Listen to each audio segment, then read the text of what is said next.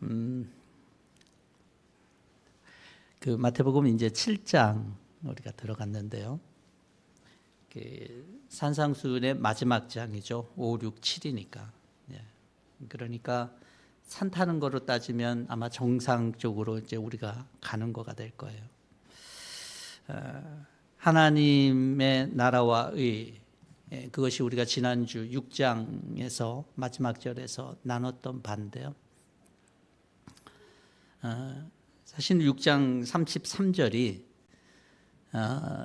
너희는 먼저 하나님의 나라와 그의 의를 구하라가 사실 산상수훈의 가장 클라이막스와 같습니다. 클라이맥스. 7장을 볼 때는 이 말씀이 기준이 돼야 돼요. 7장에 우리가 오늘 7장에 시작되는 뭐 비판하지 말라 이런 것도 그냥 비판하지 말라로 보면 안 되고 이 말씀에 근거된 것이 돼야 돼요. 그래야지만 정확한 하나님의 말씀을 이해할 수 있어요. 하나님의 나라와 의에 대한 개념이 어떤 내 행동이나 이런 것이 아니라 그랬죠. 하나님의 나라와 의는요, 하나님이 나의 하나님이 되는 그런 관계가 세워져야 되고, 결국은 우리가 이 세상 속에서 모두가 하나님의 나라로서의 관계가 세워지는 거거든요. 그러니까 내가 신앙이 좋다라고 하는 게 내가 영적인 경험이 많고 내가 정말 스트롱한 믿음이 있고 나에게서 그것이 마치는 걸로 절대로 하나님의 나라는 세워지지 않습니다. 하나님의 나라는 반드시 우리 가운데 거룩한 관계, 하나님과 나, 또 이웃과 나, 내 주변 사람과 나의 거룩한 관계 속에서 이루어지는 것이에요. 그래서 여러분, 우리가 나의 개인적인 종교적인 뭐 체험 이런 게 뭐 쓸모없다 이런 얘기가 아니라 거기서 머물러 갖고는 하나님의 나라가 세워지는 게 아닙니다. 결국은 옆에 사람들과의 관계 속에서 인격적인 성숙함이 나타날 때 사실은 기독교가 되는 것이죠. 그래서 여러분 기독교 신앙생활은 에너지가 충만한 거 아니에요. 여러분 성령을 받아라 그러니까 어떤 사람들은 좀 내게 에너지가 뭔가 느껴지는 에너지가 필링 되는 거라고 생각하는데 그게 마침이 될 수가 없어요. 또는 뭐 도교처럼 혼자 돌을 닦는 것 그거 절대 아닙니다. 하나님의 나라는 예수님께서 지상명령을 하셨잖아요. 뭐라 그랬어요? 그러므로 너희는 가서 모든 민족을 제자로 삼아라고 말씀하셨잖아요. 그렇기 때문에 결국 가야 되는 거예요. 끝까지. 내 속에서 머무는 것이 아니라 나를 통해서 가야지만 하나님의 나라가 하나님이 원하시는 그림들이 이 땅 가운데서 이루어지는 것은 분명합니다. 오히려 종교적인 환상이나 영적 체험, 개인 신앙을 중시하는 것은 교회사를 보면 지난 교회사를 2000년 동안의 교회사를 보면 그 이전의 구약시대도 그랬고 오히려 기독교를 공경에 빠뜨리는 그런 경우가 더 많았어요. 그래서 진짜 기독교 생활은 여러분 신앙생활은 교회가 없이는 교회 생활이 없이는 불가능합니다. 진짜 신앙은 공동체라고 하는 생태계 속에서 타인을 대하는 인격적인 성숙도를 통해 우리는 영적으로 성숙되었다라고 말할 수 있는 거예요. 그렇다고 해서 여러분 교회가 완전한 곳이라고 말하는 게 아니에요. 교회는 완전할 수가 없어요. 오히려 많은 허물이 있고 많은 문제를 안고 있고 크고 작은 죄와 연약함이 있는 곳이 교회예요. 교회가 그렇다는 것은 우리 각자가 그렇다는 얘기예요. 죄도 많고 허물도 많고 연약함도 있고 문제도 많고 교회를 건물이 아니라 사람의 모임이라고 했기 때문에 성도들의 모임이라고 했기 때문에 우리 연약함의 총체가 당연히 좋은 것이 나올 수가 없는 거예요. 그래서 교회는 당연히 부딪히기도 하고요. 또 문제가 나타나기도 해요. 교회의 가장 이상적인 교회로 담는 것이 우리가 초대교회잖아요. 초대교회는 문제가 없었을까요? 사도행전에 보면 초대교회 역시도 그러면 헬라파 가부가 구제에 빠지니까 그걸로 인해서 교회 문제가 발생돼요. 교회는 허물과 연약함이 있지만 갈등을 피하는 것이 아니라 서로의 부족함과 연약함을 처리하는 방식이 세상과 다른 거예요. 하나님의 나라는 그런 것이 다른 거예요. 그것이 없는 것이 아니라 그것이 있음에도 불구하고 그것이 어떻게 하나님 나라 안에서 그렇게 바꾸어져 가는지를 나타낼 수 있는 것이 바로 교회고, 그것이 어떻게 보면 교회가 드러낼 수 있는 거룩이에요. 거룩. 사실 1절부터 6절까지는 어떤 게 거룩인가에 대한 사실은 그러한 부분에 대한 접근도 있습니다. 그래서 제가 맨 처음에 제목을 거룩, 눈이 잘 보여야 이렇게 했는데 어감상 잘 맞지 않아서 거룩을 뺐어요. 오늘 말씀을 여러분들이 뭐 한 번 들어본 건 아니잖아요. 근데 말씀을 딱 읽었을 때 여러분들은 어떤 결론을 가지셨는지 모르겠어요. 아마도 머리에 비판하지 말라, 이게 주님의 말씀이지 이 메시지만 남았을지는 모르겠어요.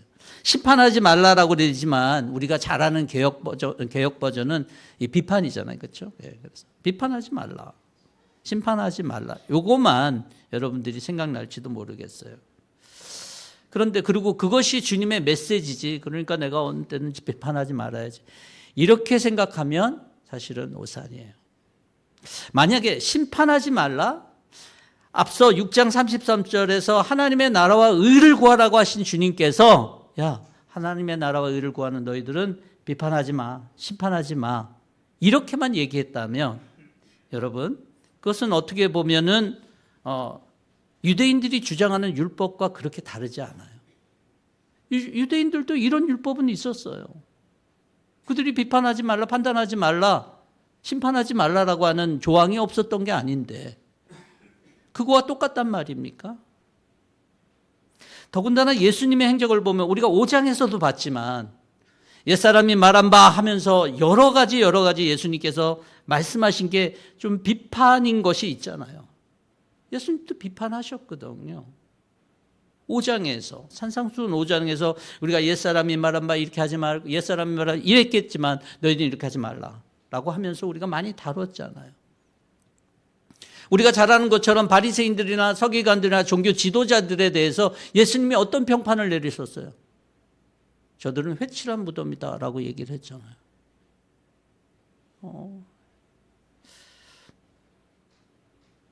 말과 행동이 이율배반적인 것일까요? 하나님의 나라 의를 구하라라고 했는데 그거랑 같이 가야 되는데 이것을 만약에 율법적으로 해석하면 이건 굉장히 큰 오해가 된다는 거예요. 그래서 제가 아까 말씀드렸던 것처럼 마태복음 6장 33절 너희는 먼저 하나님의 나라와 의를 구하라라고 하는 것이 베이스가 돼서 이 말씀을 해석해야 된다는 거예요.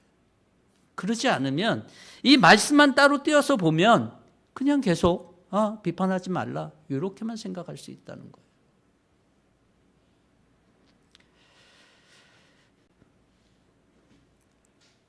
물론 비판으로 초래되는 문제들이 많이 있습니다. 공동체 안에서.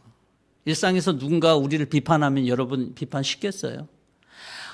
아무리 그 뛰어난 연예인들이나 이런 사람들도 또 정치인들이나 이런 사람들도 여러분 댓글에 이렇게 달리면 정말 이 정신적인 스트레스가 얼마나 될지 몰라요. 그래서 그런 걸로 인해서 스스로 목숨을 끊는 사람조차도 있는 것을 우리는 많이 봅니다. 그러니까 누군가의 비판에 의해서 우리가 연약해질 때가 많이 있어요. 그래서 교회에서 특히 이 비판의 상황이 일어나면 좀 더 어려워져요. 왜냐하면 교회는 조금 더 뭔가 고상하고 좀 더 거룩한 것들을 추구하는 공동체라고 생각되기 때문에 비판이 조금 이렇게 거세지거나 그러면 굉장히 큰 문제가 될 수 있어요. 그래서 되도록이면 비판하지 말도록 우리가 자제시키기도 하기도 합니다. 그렇지만 가만히 보면 인류 역사에서 이런 비판 없이 인류 역사가 발전한 적이 있나요? 없죠. 오히려 여러분 천동설이 지배하던 시대 코페르니쿠스나 갈릴레이는 기존의 것들을 비판했던 거예요. 그렇죠? 그래서 진짜 지동서를 가지고 온 거 아니겠습니까? 왕과 군주 체제에 있었던 시대에는 계몽주의 사상가들이 그것에 대한 비판을 통해서 루크나 루소와 같은 사람들이 그들의 철학과 이런 사상을 통해서 나타낸 게 바로 시민혁명이에요. 아마 그런 것이 없었다면 우리는 여전히 왕을 섬기거나 군주를 섬기거나 그랬을 거라고요. 그런 비판 과정이 있어서 이 역사는, 이 인류는 계속적으로 변했던 거거든요. 신앙적으로는 어떨까요? 신앙도 마찬가지예요. 예수님도 아까 제가 말씀드렸다시피 어떤 부분에서 굉장히 비판적이었어요. 그 당시에 종교체제를 비판했었어요. 바울도 마찬가지였고요. 여러분, 우리가 잘 아는 종교개혁자인 마틴 루터는 어떻습니까? 그들이 그런 비판이 없었다라면, 그런 판단이 없었고 그런 것이 없었다라면 여러분, 변화는 일어나지 않았고 역사는 변하지 않았을 거예요. 기독교도 마찬가지예요. 저희가 한국에 처음 들어올 때 여러분 언더우드나 아펜젤러라는 이런 분들 이름을 좀 들어보셨을 거예요. 근데 한국에 들어왔던 분들이 그냥 들어온 게 아니에요. 교단의 허락을 반대하고 들어온 거예요. 교단에서 허락하지 않았어요. 야, 코리아라고 하는 나라, 그 동방에 그 나라가 있는데 중국 동쪽에 그 나라는 정보가 없으니까 들어가면 안 된다 그래도 그분들 마음속에는 이 동방의 나라에 대한 빚진 마음이 있었어요. 그걸 거부하고 갔다니까요.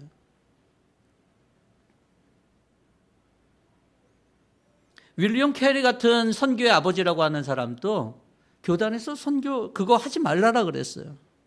근데 그것이 아니다라고 하는 비판 때문에 오늘날 선교가 열린 거예요. 그 윌리엄 캐리 같은 사람은 16세기에 그런 일들을 했거든요. 그래서 선교의 문이 열린 거라고요. 오늘날 우리가 생각하는 많은 것들은 어쩌면 비판을 통해서 이루어진 것들이에요. 그렇지만 그 비판은, 그 과정은 어떤 순수함이 있었고 올바름을 찾아가는 그런 길이었다는 것에 차이점이 있을 거예요. 더 나은 방향을 찾기 위한 필수적인 과정이 비판이 될 수 있다라고 하는 것을 우리는 역사가 얘기하고 또 우리 교회사가 얘기를 하고 있고 또 성경 역시도 그렇게 비판에 대해서 어떤 율법적인 그런 걸로 나타나고 있지 않다는 거예요. 그래서 우리가 성경에서 비판하지 말라라고 명령할 때 모든 가치의 판단을 중지해야 된다든지 비판하지 말고 무조건 수용해야 돼. 이러는 것으로 여러분 받아들이면 안 된다는 거예요. 이런 식으로 우리가 받아들였을 때 위험은 성도가 누굽니까? 우리는 이 땅 가운데서 참이 뭐고 거짓이 무엇인지를 분별하는 그러한 책임을 맡고 있잖아요.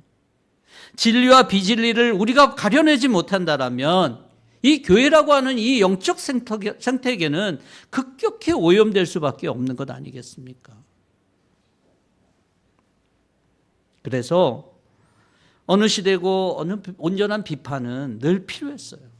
공동체의 순결을 지키는 동시에 구성원들의 인격을 보호하는 순기능의 역할을 했다라고 하는 거예요.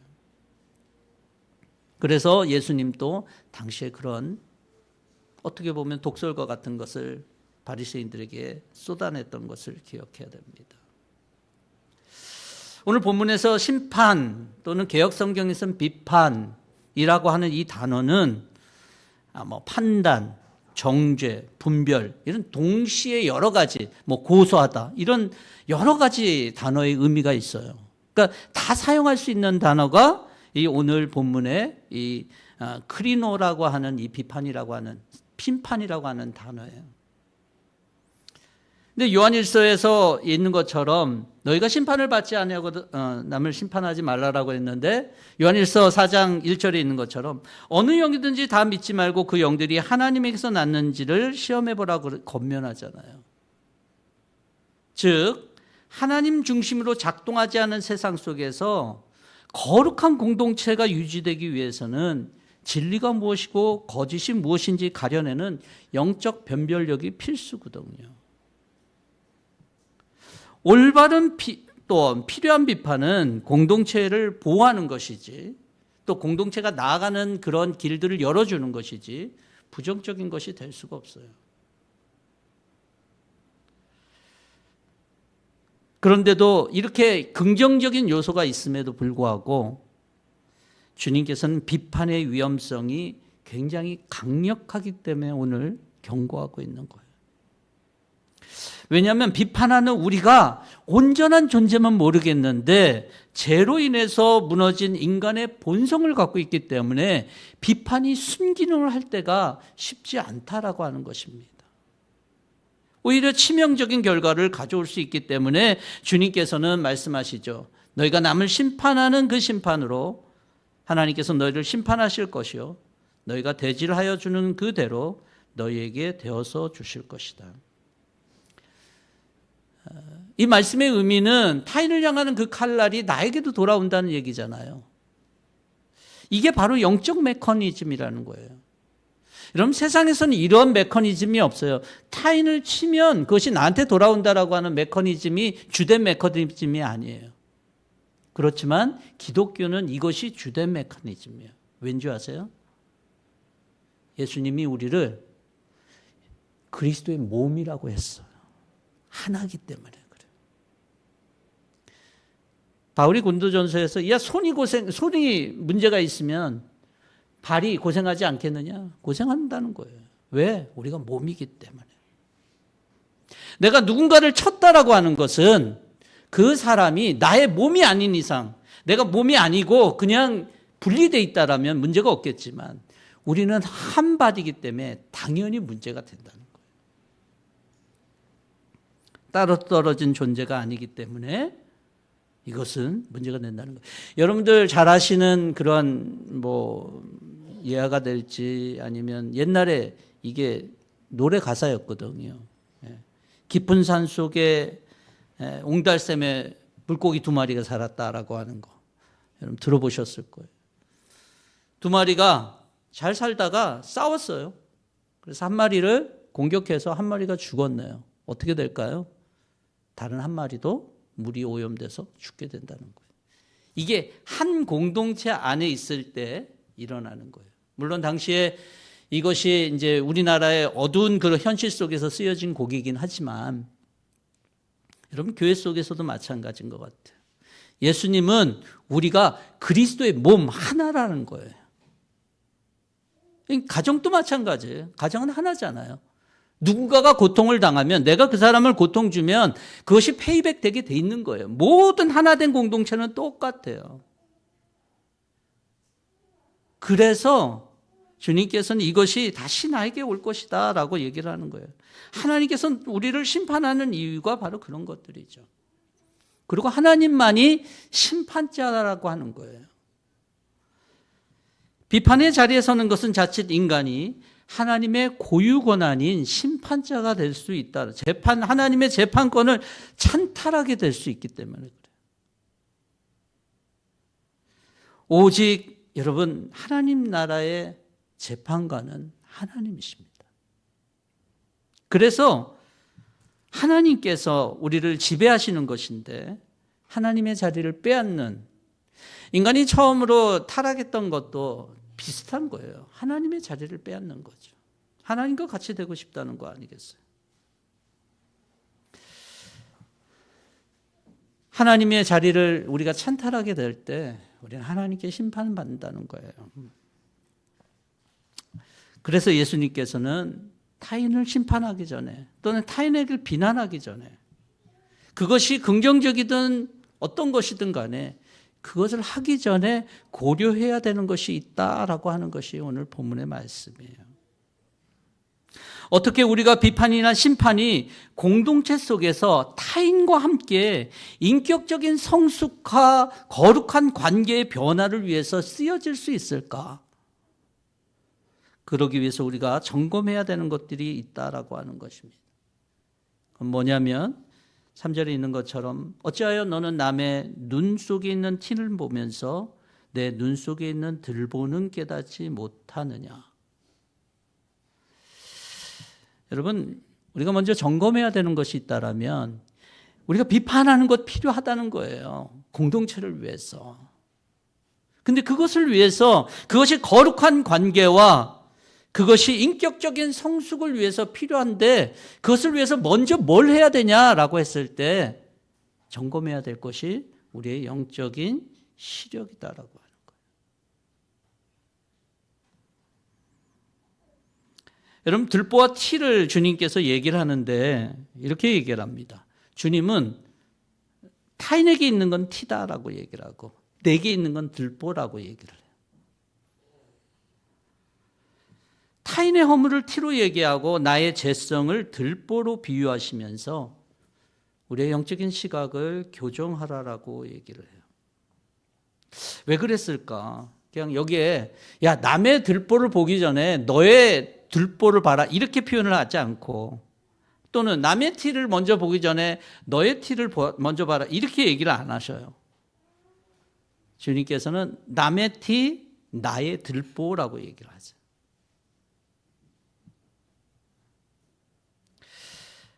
요즘에 영화관에 가면 3D가 있죠. 3D는 일회용 안경을 줘요. 안경을 안 쓰면 두 겹으로 보이는데 안경을 쓰면 입체로 보이는 거예요. 여러분, 하나님의 나라와 의를 구하는 사람들에게 필요한 영적인 안경, 영적인 시력이 있어요. 그것은 내가 내 속에 있는 들보를 볼 수 있는 그 시력을 가져야 돼요. 남의 티, 작은 것까지도 볼 수 있는 그런 게 영적인 시력이 아니다라고 하는 것을 얘기해 주는 거예요. 나를 보는 거예요, 나를.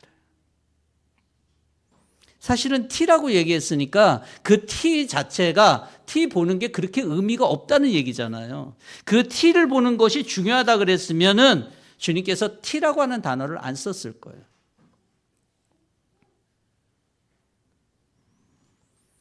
사실 티가 있으나 마나한 것이 될 수 있잖아요. 잘 보이지도 않으니까.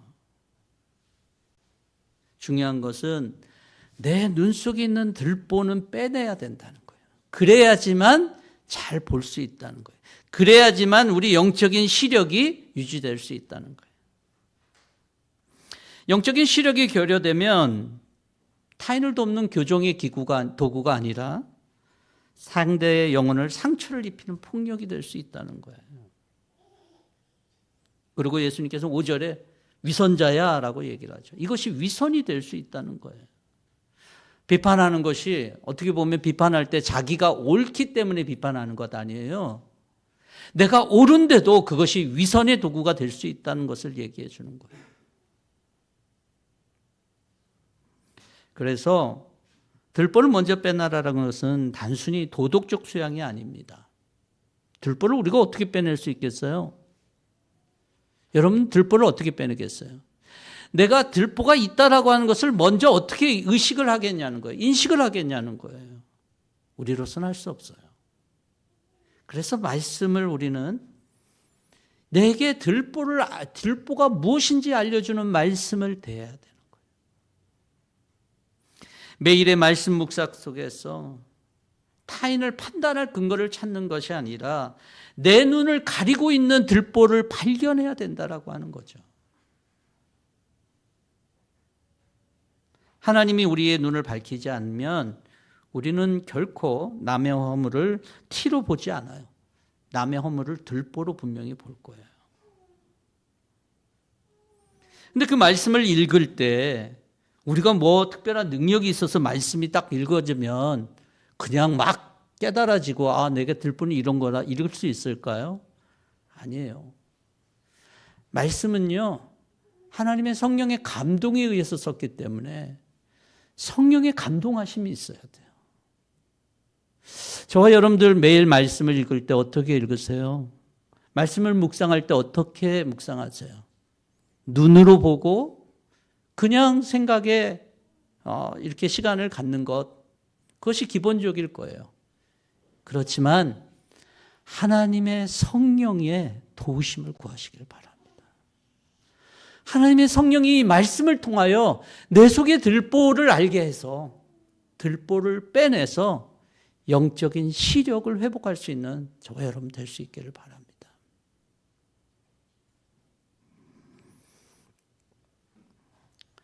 자신의 눈이 밝아진 후에 우리는 타인을 도울 수 있는 그러한 단계로 나아갈 수 있어요. 눈이 잘 보여야 된다라고 처음에 얘기를 했어요. 이제 주님께서는 두 번째 단계의 얘기를 합니다. 우리 6절을 다 같이 함께 읽겠습니다. 시작.